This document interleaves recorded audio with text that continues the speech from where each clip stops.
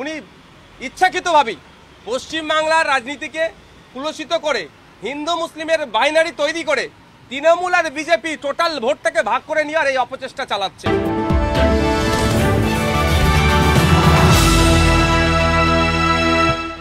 বাংলার রাজনীতিতে নতুন মুখ নওশাদ সিদ্দিকী, আইএসএফের নেতা নওশাদ।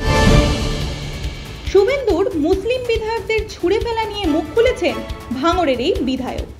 জাতপাত ধর্ম নিয়ে যখন বঙ্গ বিজেপি ও তৃণমূলের চর্চা তুঙ্গে, তখনই দুই দলকেই একহাত নিয়েছেন আইএসএফ নেতা নওশাদ। বিধানসভার বাইরে সাংবাদিকদের মুখোমুখি হয়ে অকুতভয় এই যুব নেতার বক্তব্য, বাংলায় সাম্প্রদায়িক দাঙ্গা বসিয়ে রেখে দুই দলই নিজেদের ভোট ব্যাংক বসিয়ে রাখার লড়াইয়ে নেমেছে। প্রথম বলি, শুভেন্দু বাবুর কোন প্রসঙ্গে বলেছে? বিজেপি দলের কিছু বিধায়ককে সাসপেন্ড করেছে, মার্শালকে দিয়ে বার করেছে। কে করেছেন? Speaker sir. সেই রাগটা কাদের ওপরে মিটাচ্ছে? সে মুসলিমদের ওপরে। একটা প্রশ্ন। দ্বিতীয় কথা হচ্ছে, শুভেন্দুবাবু 2026-এ আসলে এই কাজটা করবেন।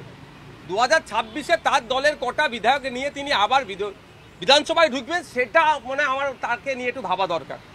3 নম্বর কথা হচ্ছে, 2026 এখন 1 বছর বাকি। অসমে বিজেপি পরিচালিত সরকার চলছে, কটা মুসলিম বিধায়ককে বার করেছে?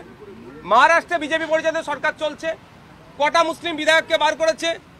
বা আপনার মধ্যপ্রদেশে, গুজরাটে কটা মুসলিম বিধায়ককে বার করেছে? সবটাই ছেড়ে দিলাম। পার্লামেন্টে উভয় কক্ষতে মুসলিম এমপিদের সংখ্যা প্রচুর আছে, কজনকে বার করেছে? শুধুমাত্র শুভেন্দুবাবু উনি ইচ্ছাকৃতভাবেই পশ্চিমবাংলার রাজনীতিকে কুলসিত করে হিন্দু মুসলিমের বাইনারি তৈরি করে তৃণমূল আর বিজেপি টোটাল ভোটটাকে ভাগ করে নেওয়ার এই অপচেষ্টা চালাচ্ছে। আর বাকি যে ধর্মনিরপেক্ষ দলগুলো আছে, এই হিন্দু মুসলমানের ভোট নিয়ে এই তৃণমূল বিজেপিকে পরাস্ত করার যে আমরা চেষ্টা চালাচ্ছি, সেটাকে আঘাত করার জন্য এগুলো হচ্ছে। শুভেন্দুবাবু যে বক্তব্য দিয়েছে, তীব্র নিন্দা ধিক্কার জানাচ্ছি। তার বক্তব্য সম্পূর্ণ আইন বহির্ভূত, সংবিধান বহির্ভূত, অগণতান্ত্রিক। বিজেপি সার্টিফিকেট দেবে কে রাষ্ট্রবাদী কে রাষ্ট্রবাদী নয়?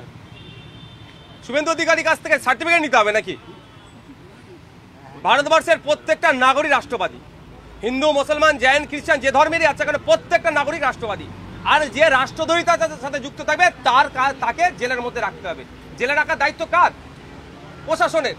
কেউ যদি দেশ থেকে দেশ বিরোধী কার্যকলাপ করে, তাকে রাখবে কোথায়? জেলের মধ্যে। রাখছে কোথায়?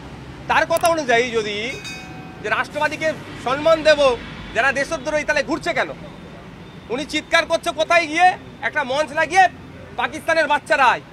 তো ওখানে যদি পাকিস্তানের বাচ্চারা থেকে থাকে, আছে কেন পাকিস্তানের বাচ্চারা? শুভেন্দুবাবুকে জবাব দিতে হবে।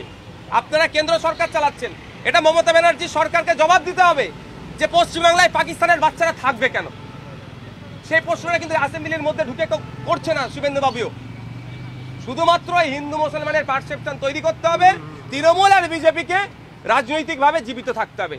হিন্দু মুসলমানের রাজনীতি এই বাইনারি বন্ধ হয়ে গেলে তৃণমূল বিজেপির আর কোনো জায়গায় থাকবে না বাংলাদেশে।